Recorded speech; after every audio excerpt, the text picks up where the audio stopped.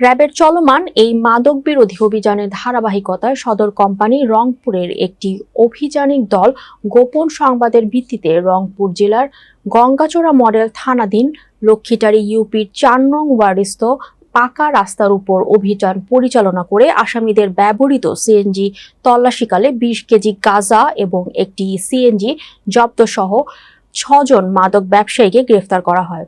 রংপুর থেকে জিরাউল ইসলাম জিয়ামের পাঠানো তথ্যচিত্রের desk report. গ্রেফতারকৃতরা হলেন আব্দুল বারিক, মোহাম্মদ মুস্তাকিম, মোহাম্মদ রকিবুল ইসলাম। তারা লালমনিরহাট জেলার বাসিন্দা বলে জানা যায়।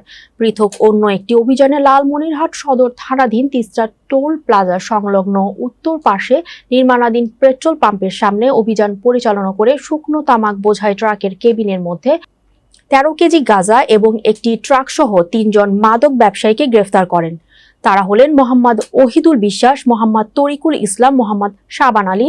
পরবর্তী কার্যক্রমের জন্য জব্দকৃত মাদক দ্রব্য এবং আসামিদের সংশ্লিষ্ট থানায় হস্তান্তর করা হয়েছে বলে জানান র্যাব ১৩।